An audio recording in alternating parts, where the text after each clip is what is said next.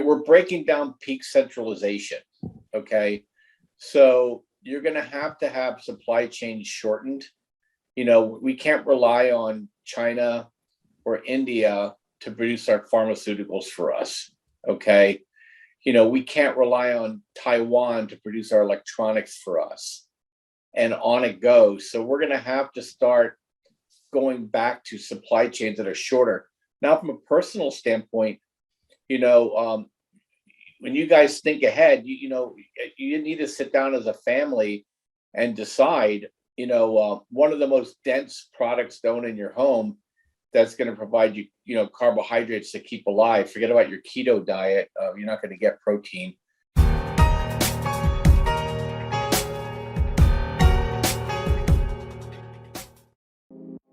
Hemp Lucid has been a leader in the hemp industry space for nearly 5 years.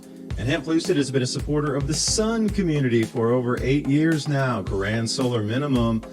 Hemp Lucid credits part of their awakening and a motivation for starting their company. The cycles of reset through history based on solar activity. I've gotten to know the founders of Hemp Lucid over the years. They even visited me out here on my farm. I'm impressed with the vision for the company. They have a roadmap and a definite plan moving forward. And as we descend deeper into this Grand Solar Minimum, it's going to be vital for people to start taking holistic products that will help support a healthy body and mind through this transition.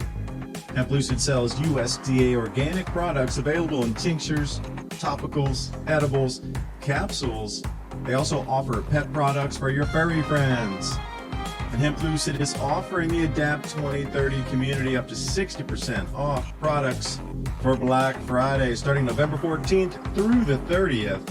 So visit hemplucid.com. And if you're not sure where to start, try their product finder quiz for helpful recommendations based on your needs and the amount that works for you. hemplucid.com.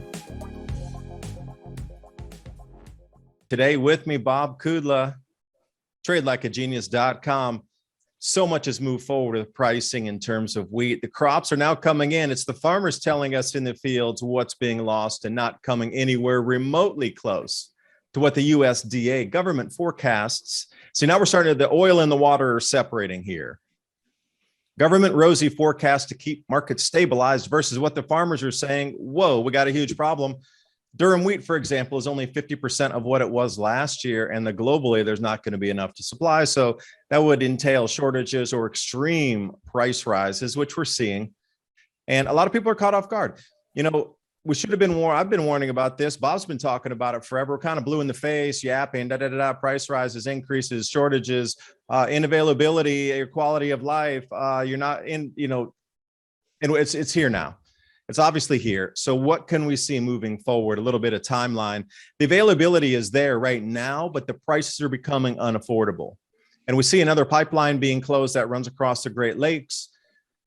It's just, how much are we being pinched on purpose? Because another closure of a pipeline, and they're talking about releasing part of the strategic oil reserves. Really, we used to export oil a couple years ago. Literally 2 years ago, we were exporting energy resources. Now we need to import, and we're going into shortages, driving gas to $4 or $5 a gallon.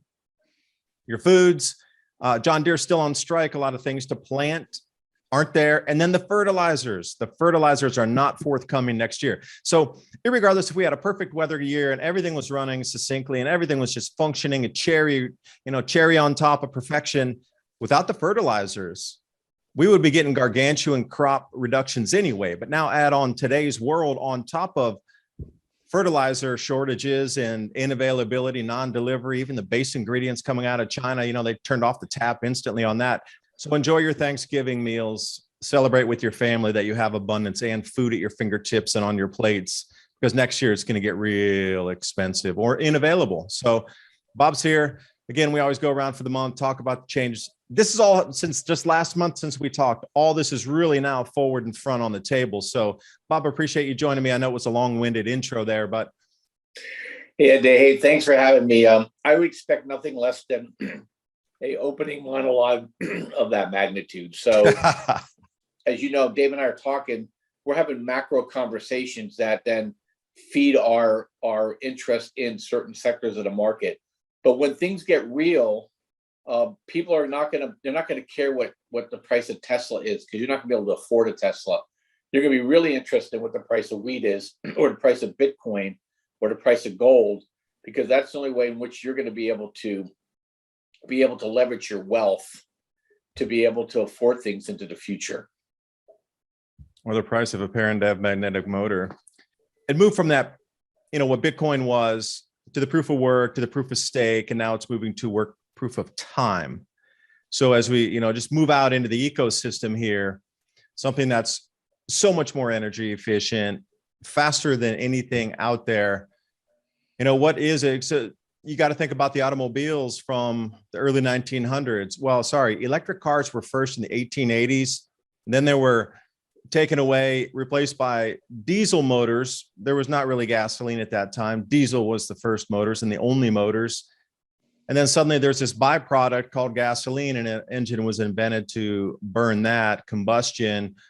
But when you're talking about this fuels thing here, all you need is an anode and a cathode, and you can start recombining those elements. If you pull some carbon dioxide out of the air, crack that hydrogen and oxygen, use an electric current, you can combine that into other burnable fuel sources. So if you have the electricity, which is required to get the electric charge into, do the alchemy of chemical mixing, right back using Tesla technologies again. It's really interesting how we're going this full circle where they're pulling gases out of the air, reconstituting them with the electrical charge, breaking the ions apart, reassembling them, and then there's a liquid that comes out the backside there that's motor fuels or other types of combustibles that can be used to then generate power.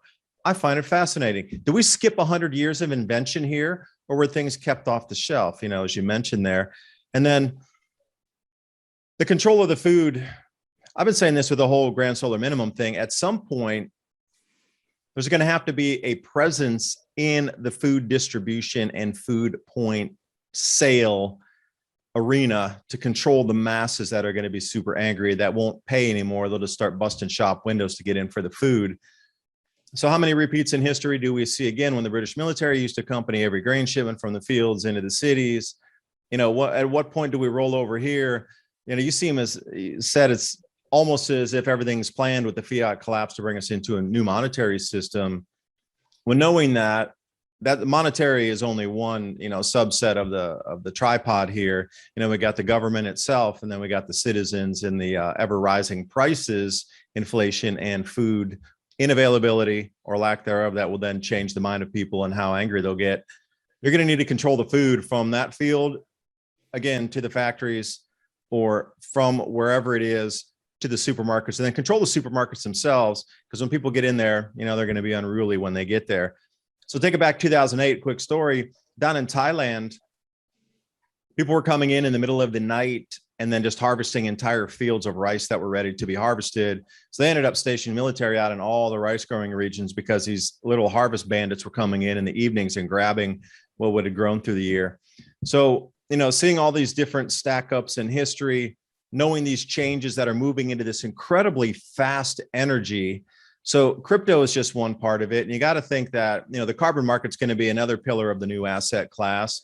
They're going to try to revalue the earth itself into an asset class. So that's why there'll be a lot of areas where there will be no human habitation. That'll be set off as an asset valued at this much based on what it is for an eco habitat.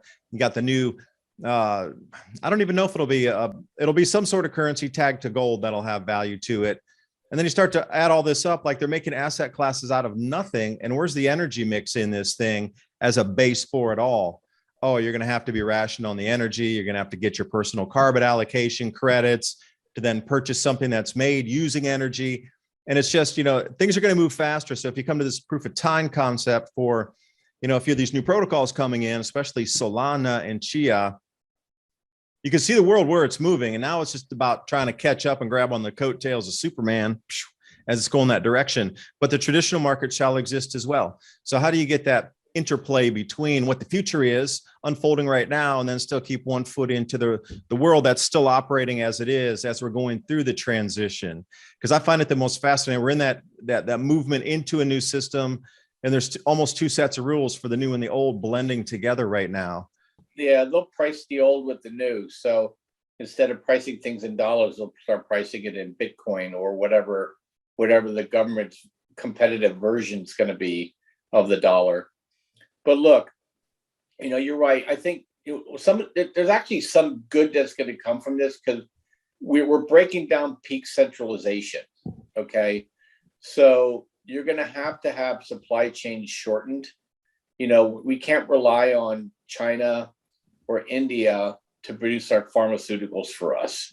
Okay, we can't rely on Taiwan to produce our electronics for us, and on it goes. So we're going to have to start going back to supply chains that are shorter.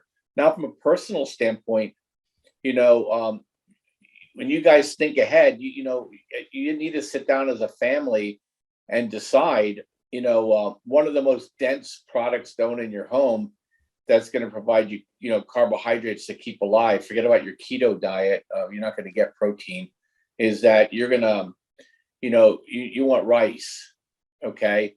And you factor in 2 cups of dry rice per family for every time you want to eat it, okay? And then factor out how many pounds you need, and rice will hold.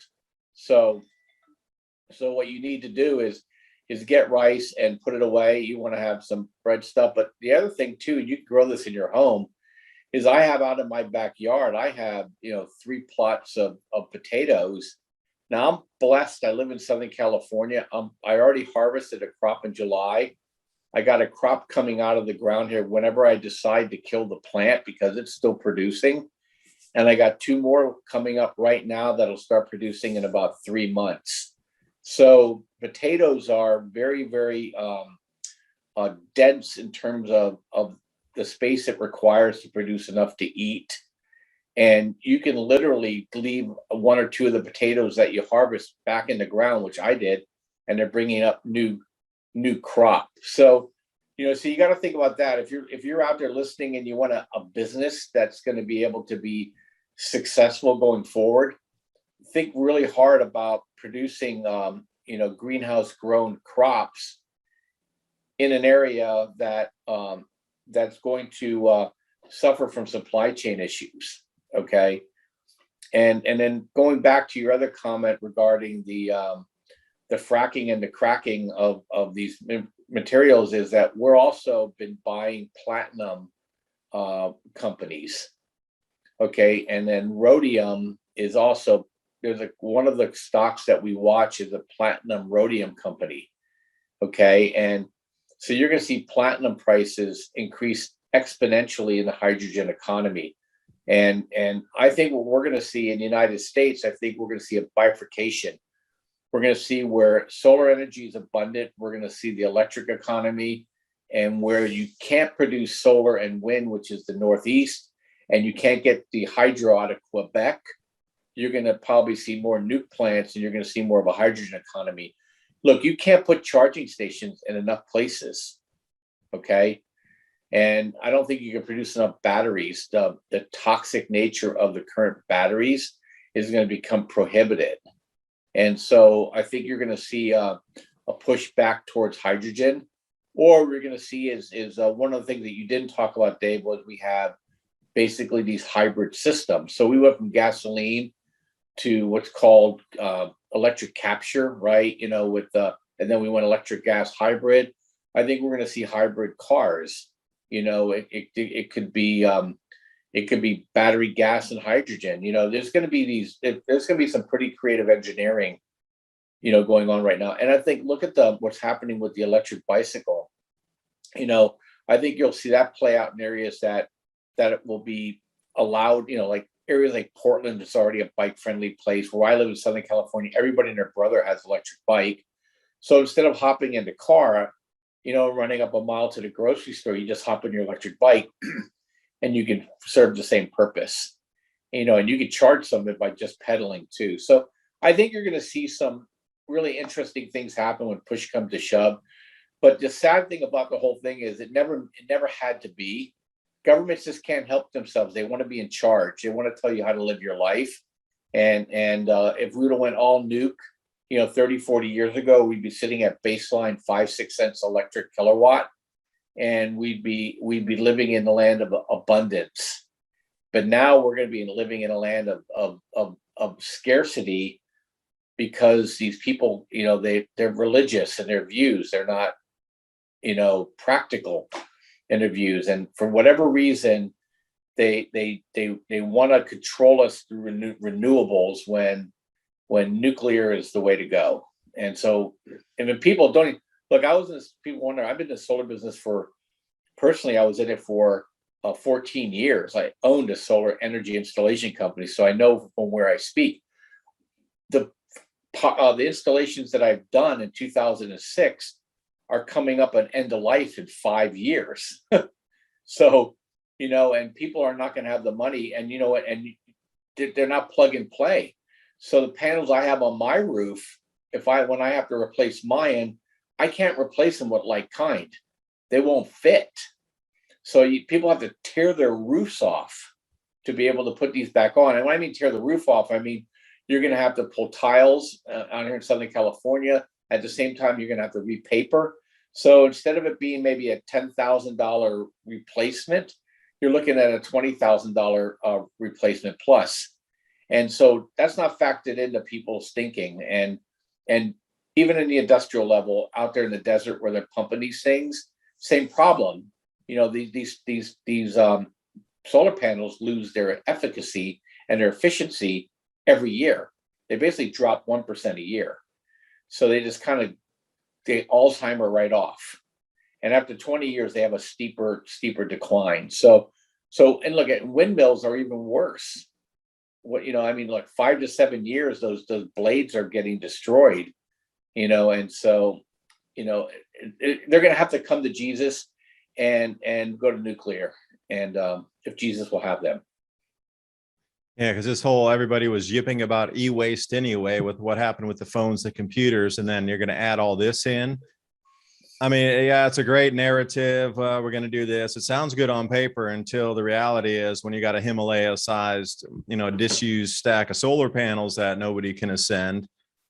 And, maybe we will move to on-demand hydrogen, because if you put a linear generator motor in cars and you can retrofit that to existing engines, I mean, I think that's where it's going to be, is the hybrid retrofit of on-demand hydrogen on top of what we're doing to extend that fuel. Instead of using a liter of fuel to go, let's say, sorry, I was thinking Euro style, a gallon of fuel to go 35 miles, you're putting on an on-demand hydrogen linear generator on there, and you're going to be getting 70 to 100 miles off that same gallon by recirculating and repurposing that fuel. That's a discharge going out that would have been exhaust, taking every single molecule of burnable material out of it. And then when it comes to water vapor, still being able to separate those two and even take that 1 and 2, 3 cycles deeper into the whole mechanism of creating heat and power and explosive force to push those pistons. So, there's a lot of things that are coming on stream right now. The reason I know a little bit about that, I've been talking with those guys up in Canada that are perfecting some of this,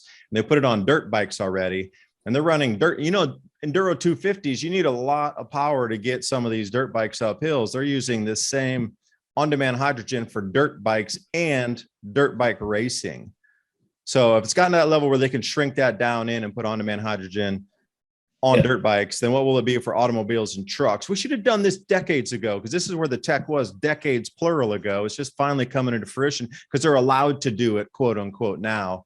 So, a lot of these things we put on the shelves that could have been solutions. And, we could talk in circles about this for days, Yeah. And Dave, and I have to run today, but I think what we should do is if you're going to be around, is maybe we could do a charterama, maybe Black Friday after Thanksgiving. If you're not busy, we can get in there and I can go through all the crypto charts, all the stock charts. We can show people, where they can make some money in the market from our macro views.